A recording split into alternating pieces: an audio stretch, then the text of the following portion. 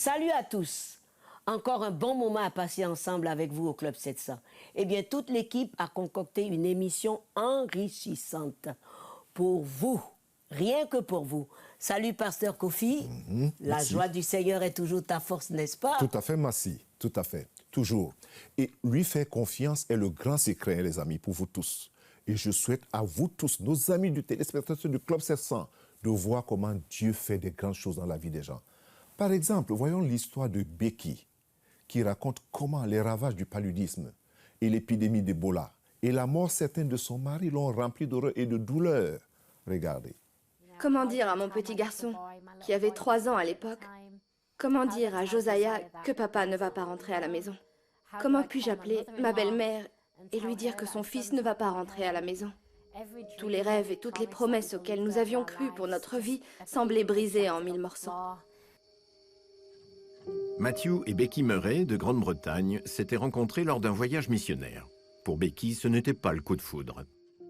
Nous devions prier pour les gens et je me souviens que toute l'équipe s'est mise en binôme très rapidement et la seule personne qui restait était Matt.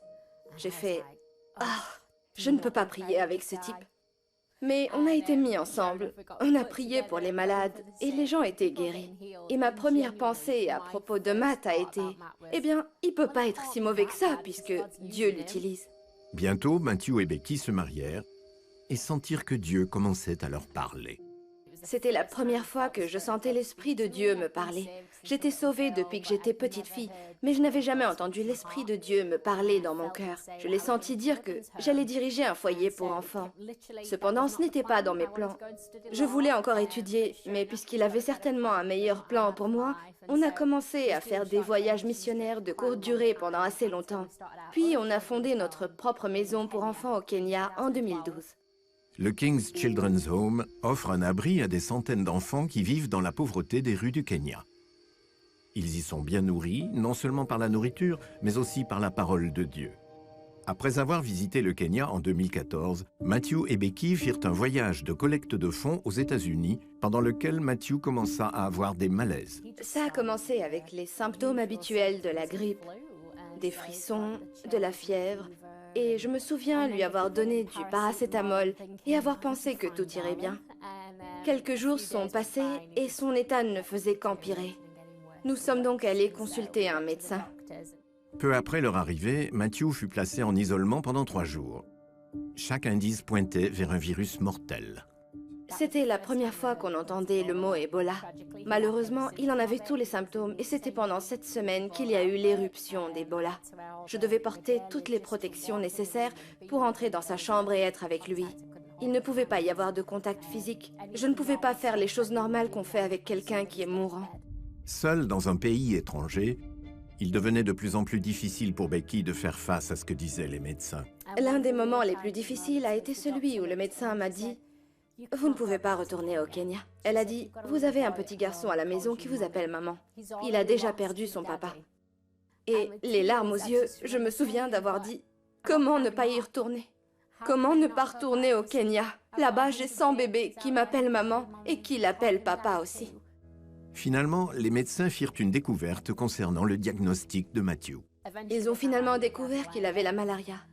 Et nous avons été soulagés. Oh chérie, quelques jours sous comprimé et tout ira bien. Il a été diagnostiqué jeudi.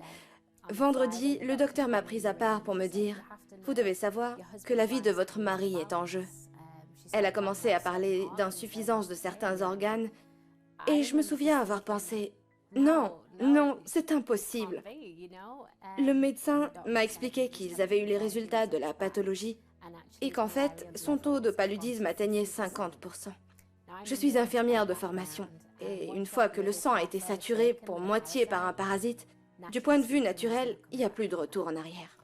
Elle m'a fait asseoir dans une salle de conférence et m'a dit qu'il lui restait peut-être 2 ou 3 heures à vivre. On le soulagera de la douleur jusqu'à la fin, mais ce ne sera qu'une question de temps. Becky savait que le seul espoir pour Matthew était le pouvoir de la prière. Elle envoya donc un message sur Facebook demandant aux gens de prier pour son mari mourant. Priez s'il vous plaît pour Matt, c'est urgent. J'ai posé mon téléphone et je n'ai fait que prier. J'essayais de me ressaisir. Puis, je suis sortie de la pièce et une infirmière me fit signe. Elle avait un grand sourire sur son visage. Et je me souviens avoir pensé qu'elle ne devait pas savoir ce qu'on venait de me dire. Elle m'a dit « Je n'ai aucune idée de ce qui vient de se passer, mais on a reçu de nouveaux résultats de la pathologie et son taux de paludisme est passé de 50 à 10%. » À ce moment-là, je me suis dit « Dieu s'est occupé de faire quelque chose. Dieu était à l'œuvre. » Le taux de paludisme de Matthew passa encore de 10% à 5%, puis à 0%. Sa guérison miraculeuse secoua non seulement cet hôpital, mais encore toute la communauté médicale. Tout le monde en fut étonné et se demanda comment cela avait bien pu se produire. Jésus m'a promis qu'il ne m'abandonnerait ni ne me délaisserait jamais. Alors même si les médecins ne voulaient pas s'approcher de moi, même si les infirmières avaient peur de me toucher, Jésus était là avec moi et c'est ça la foi. Une autre surprise attendait Matthew à son réveil. J'ai sangloté comme un petit bébé. J'ai pleuré et pleuré quand j'ai décroché mon téléphone. J'avais regardé Facebook et j'avais reçu 2000 messages de la part d'étrangers que je n'avais jamais rencontrés disant « Nous prions pour vous. Notre Église prie pour vous. Nous nous tenons à la brèche pour vous. Nous jeûnons pour vous. » Quel sentiment d'humilité. J'ai dit « Seigneur, ton Église est l'armée la plus incroyable de la planète. Elle peut être mobilisée aussi rapidement pour prier pour quelqu'un qu'ils ne connaissent même pas. C'est vraiment incroyable. » Si quelqu'un doute du pouvoir de la prière, je lui dirais de rencontrer mon mari. Parce que tous les médecins avaient baissé les bras. Les médecins, la médecine avaient fait tout ce qu'ils pouvaient. Ils ont fait de leur mieux. Ils ont travaillé dur. Mais même les médecins ont reconnu que cela a dû être un miracle. Parce qu'il n'y a aucune explication au rétablissement de Matthew. Aujourd'hui, Matthew et Becky dirigent un ministère appelé One by One. Et ils continuent à raconter leur histoire de guérison miraculeuse avec les gens du monde entier. L'une des infirmières de l'unité des soins intensifs a donné son cœur au Christ suite à cette guérison. Parce qu'elle a vu de ses propres yeux que ce n'est pas la médecine qui a pu le guérir. C'était l'œuvre de Dieu. Il a fallu juste un miracle massif. Un vrai Extraordinaire, miracle. comme on dit. Parce qu'on sait ce qui s'est passé dans certains pays concernant le palu et surtout Ebola. L'épidémie Ebola. Et le mari presque mort, garder la vie jusqu'au bout et être totalement guéri aujourd'hui et restauré. Et il faut aussi avouer extraordinaire. il faut aussi avouer que ce problème de l'épidémie d'Ebola, en fait, le monde est secoué. Et comme tu le dis souvent, le seul refuge, c'est en Christ. C'est-à-dire que malgré les secousses que le monde connaît, les familles connaissent, comme l'histoire de Becky avec son époux, et d'autres personnes, l'appel reste le même. Il y a un refuge. Moi, je pense que ce témoignage doit vraiment interpeller tout le monde. Si vous regardez ça, vous devez vous dire, il y a un Dieu tout-puissant et l'accepter comme Seigneur et Sauveur. Ça, c'est très important. Et surtout, chercher un lieu de sécurité, parce qu'aujourd'hui, la sécurité, c'est pas dans beaucoup de choses que nous pensons. Parce que lorsque nous montrons des témoignages comme celui de Becky et son mari, c'est pour dire aux gens qu'il y a un lieu sûr. Il y a un nom où on est en sécurité. C'est vraiment dans le Seigneur. Et nous ne cesserons jamais de le dire. Il y a un lieu sûr, les amis. Ouais. C'est le moment d'accepter le Dieu Tout-Puissant. Ne nous quittez pas. À tout de suite.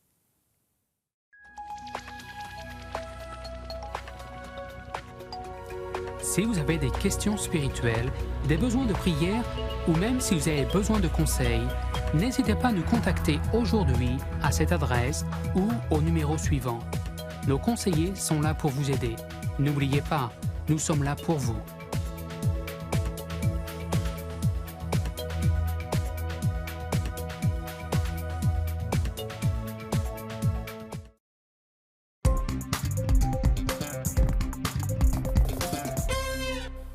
Alors les amis, c'est toujours le grand plaisir pour moi de vous retrouver au Club 700. Mais vous savez, je ne suis pas seul. Je suis avec votre ami préféré. Comme on dit souvent que moi-même, je suis un ami préféré de quelqu'un. Moi aussi, j'ai un ami préféré pour vous qui s'appelle le pasteur Luc. Bienvenue, pasteur Luc. Merci. Tu dis bonjour aux gens? Bonjour. Ils sont contents lorsque vous êtes là. Hein? Je suis heureux d'être avec eux aussi. Vous avez beaucoup de choses dans le magasin aujourd'hui. Ouais, on essaye, toujours d'apporter quelque chose. Merci. Merci de votre disponibilité déjà de venir et de partager la parole de Dieu avec le peuple de Dieu et tous ceux-là qui ont faim et soif. Mais aujourd'hui, je veux parler de l'amour de la vérité. Comme c'est écrit dans 2 Thessaloniciens, Ouais. il y a cette déclaration des gens qui n'ont pas l'amour de la vérité. Comment on peut expliquer cela? C'est des questions qu'on pose dans le Club 700 et un peu partout. Quel est votre point de vue, bibliquement? Eh bien, si on veut faire bibliquement, on va citer la Oui, Bible, oui, carrément. tout à fait. Donc Oui. d'abord, le passage dont vous parliez, c'est 2 Thessaloniciens, chapitre 2, verset 10, qui dit ceci: « La venue de cet impie, donc à la fin des temps, Oui. se fera par la puissance de Satan, avec toutes sortes de miracles, des signes et des prodiges mensongers. » Donc il faut faire attention, parce qu'il y a même des gens qui peuvent faire des miracles et des prodiges, mais qui sont mensongers, donc qui ne donneront pas gloire à Dieu. Tout à fait. Et verset 10, « Et avec toutes les séductions de l'injustice », dans un autre programme, on a parlé de la justice et l'injustice, pour ceux qui périssent, parce qu'ils n'ont pas accueilli l'amour de la vérité pour être sauvés. Et verset 11, c'est encore plus dramatique, c'est pourquoi Dieu leur envoie une puissance d'égarement pour qu'ils croient au mensonge. Ça, c'est terrible. Afin que tous ceux qui n'ont pas cru à la vérité, mais ont pris plaisir à l'injustice, soient condamnés. Alors, l'amour de la vérité, c'est un petit peu ce qu'on disait par rapport au royaume de Dieu. Il faut chercher cette vérité. Il faut la vouloir. Il faut être prêt aussi à y faire face, parce que la vérité parfois blesse. Hein, on connaît ce proverbe qui dit que la vérité blesse parfois. Donc on sait qu'en disant la vérité, on ne va pas forcément être populaire, on ne va pas forcément nous aimer, parce qu'il y a des choses qui sont désagréables. Jésus disait toujours la vérité, et on voit que parfois ses paroles étaient assez dures, assez sévères. Et certaines personnes le détestaient à cause de cela. Donc nous, en tant qu'enfants de Dieu, en tant que chrétiens, si nous aimons Dieu et que nous voulons dire la vérité, il faut qu'on soit prêt à être aussi rejetés. Parce qu'il y a beaucoup de gens dans ce monde qui ne veulent pas entendre la vérité. Alors, Pasteur Luc, est-ce que vous n'avez pas le sentiment qu'il y a comme une fuite à cet amour de la vérité? Quel est votre sentiment quand vous regardez comment on fonctionne aujourd'hui dans notre monde? Même dans ce qu'on appelle les églises, je ne parle pas de... C'est-à-dire, est-ce qu'il y a cet amour pour la vérité, ou est-ce que c'est une fuite, ou est-ce que c'est une perte, ou est-ce que c'est un choix? Bien, je pense que c'est un petit peu les trois à la fois. Voilà. On a perdu notre fondement judéo-chrétien dans notre société en général, et ça se reflète également dans nos églises, malheureusement, parce que pour moi, le fondement de judéo-chrétien, ça veut dire que ça vient du juif, ça vient du chrétien, ça vient de la Bible, en d'autres mots. Parce que la Bible, c'est le fondement judéo-chrétien. Ouais. Donc, quand on s'éloigne de la vérité de la Bible, d'ailleurs, il y a ce passage dans le psaume 119, verset 160, vous savez que le psaume 119, c'est le chapitre le plus long de la Bible. Voilà. Je ne vais pas tout le lire, hein, mais juste un passage, un verset qui dit « Le fondement de ta parole, c'est la vérité. » Tout à fait. Et toutes tes justes sentences sont éternelles. Donc ici, le psalmiste nous dit « Le fondement de la parole de Dieu », on a une vieille Bible ici sur le bureau, qui date de 1854. 1854. Ouais, voilà. Et donc, c'est un livre, évidemment, qui était encore bien plus vieux que celui-ci, hein, parce que le psaume a été écrit il y a des milliers d'années. C'est vrai. Mais le fondement de la parole de Dieu, c'est la vérité. Et si on a vraiment envie de connaître la vérité, on va passer du temps à lire cette Bible et à la comprendre, à la méditer et surtout la mettre en pratique. Parce que c'est inutile d'entendre beaucoup de paroles de la Bible si c'est pour simplement laisser s'envoler ces paroles par après. Ouais. Alors vous conviendrez avec moi, Pasteur Luc, que la vérité, quelque part, dérange certaines personnes. Oui. Et lorsque les gens se sentent un peu dérangés par la vérité, pas les vérités, parce qu'il faut faire quand même la nuance entre la vérité et puis les vérités. Et si on parle de la vérité, qui est d'abord, peut-être vous allez expliquer un peu encore plus mieux, les vérités et la vérité ou ma vérité, elle dérange. Évidemment. Oui. Ça, c'est aussi le problème, c'est qu'on peut être convaincu d'être dans la vérité alors qu'on est dans l'erreur. Voilà. Et ça, c'est parfois le problème aussi. Voilà. Donc on doit avoir une attitude d'humilité pour toujours se remettre en question et se dire, bon, est-ce que ce que je crois est vraiment fondé sur la vérité telle qu'elle, ou elle est basée sur des théories. Ou par exemple, il y a les théories du complot juif qui circulent allègrement sur l'Internet. L'Internet et puis tous les réseaux sociaux aujourd'hui. Voilà, donc on dit les Juifs sont comme ceci, ils sont comme ça là. En réalité, ce n'est pas du tout le cas. Moi, je connais des Juifs depuis des dizaines d'années maintenant, et croyez-moi, la plupart ne sont absolument pas comme on les dépeint dans ces livres, comme par exemple les protocoles des sages de Sion. Oui, tout à fait. C'est vraiment... c'est une ordure, c'est même pas un livre original, c'est un plagiat. Mais qui a fait beaucoup mal. Exactement. Et qui répand encore aujourd'hui beaucoup du mal. Du poison. Et la haine du juif, c'est vraiment quelque chose de catastrophique. Mais en tout cas, pour en revenir à la vérité, voilà, chacun peut avoir sa vérité oui. Entre guillemets, mais il faut que nous connaissions la vérité. Oui. Alors, est-ce qu'il y a une vérité absolue pour tout le monde dans ce monde? Bonne question, Pasteur Luc. La seule personne qui a jamais dit ces paroles, c'est Jésus. Qu'est-ce qu'il a dit? Je suis le chemin, la vérité et la vie. Et il a dit, je suis la vérité. Et ça, c'est la clé qui ouvre toutes les portes. Parce que Jésus est la vérité.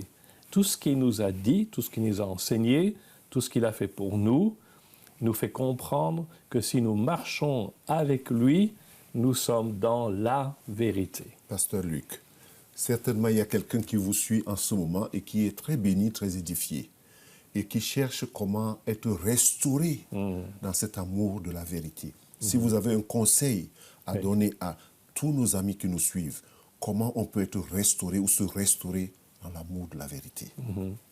Mais je crois que de nouveau, il faut avoir une attitude d'humilité tout d'abord, de pouvoir se dire, je me suis trompé. C'est parfois désagréable de devoir dire, je me suis trompé, j'ai fait une erreur, mais on doit pouvoir le faire. Surtout dans notre monde. Voilà, et ça c'est le début de la repentance, quand on est prêt à reconnaître qu'on s'est trompé. Et à ce moment-là, on peut retourner vers Dieu. Vous savez, Jésus est toujours prêt à nous accueillir les bras ouverts. Oui. Peu importe ce qu'on a fait, mais il est plein d'amour, plein de pardon. Si nous venons vers lui avec un cœur contrit, repentant, il est toujours prêt à nous accueillir comme le Père du Fils prodigue. Oui. Voilà, et il revient à la maison et le Père l'attendait. Jésus vous attend, Jésus est là et il veut vous prendre dans ses bras et vous accueillir. Merci beaucoup, Pasteur Luc. Vous avez bien suivi. Jésus a les bras ouverts. Jésus vous attend. Mais je voudrais ajouter quelque chose à la suite de ce que le Pasteur Luc dit. C'est que la vérité ne tue pas l'amitié. Au contraire, la vérité guérit l'amitié. Et Jésus a ses bras ouverts pour vous. Il veut cette amitié avec vous. Il veut que vous soyez dans ses bras et d'être restauré dans l'amour de la vérité. Je sais que vous avez été bénis. Vraiment, que Dieu vous bénisse encore. Mais ne nous quittez pas. À tout de suite.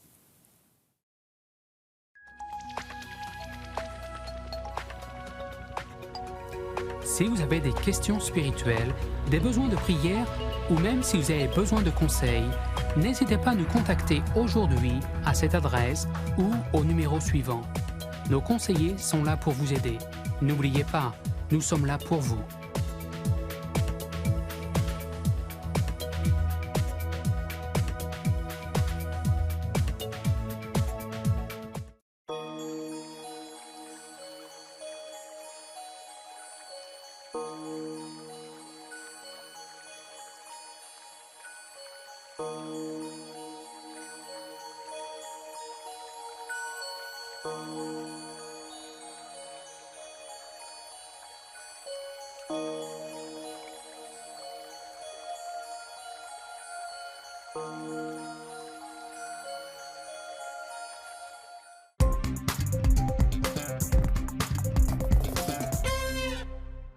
Merci pour cet entretien enrichissant.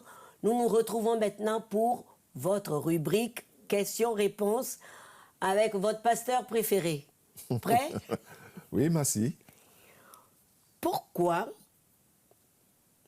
les pasteurs nous disent que les fidèles vivront dans le ciel et pourtant que dans la Bible, en Ésaïe 65, 21, nous lisons que les fidèles hériteront la terre?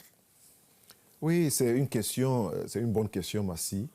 Ce que la personne oublie lorsqu'elle cite la Bible dans Ésaïe 65, c'est qu'elle cite à partir d'un verset et laisse le premier verset en haut. Parce qu'il faut commencer un peu plus haut. Parce que la Bible dit toujours que Dieu créera il y aura les nouveaux cieux et une nouvelle terre. Très bien. Donc ça, c'est très important.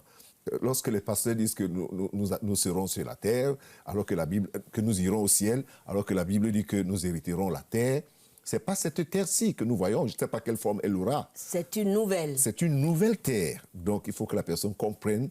Et aussi, c'est écrit dans 2 Pierre. Oui. Aussi, Pierre parle de la terre d'à présent, le monde d'à présent est gardé pour le feu. Mais il y aura une nouvelle terre Très et bien. des nouveaux cieux. C'est important. Cette question venait du Rwanda, une autre aussi vient du Rwanda. D'où venait la femme que Caïn avait pris pour épouse? Oui, je sais que beaucoup de personnes ont des problèmes avec cette question. C'est pas seulement... J'ai entendu beaucoup cela très, très souvent. En fait, lorsqu'on lit la Bible, on lit dans le livre de Genèse, chapitre 1, chapitre 2, chapitre 3 et chapitre 4. En fait, il faut revenir sur le chapitre 5 pour comprendre comment la population a pris essor à cette époque-là. C'est à partir du chapitre 5 qu'on comprend d'où venait la femme de Caïn. Très bien.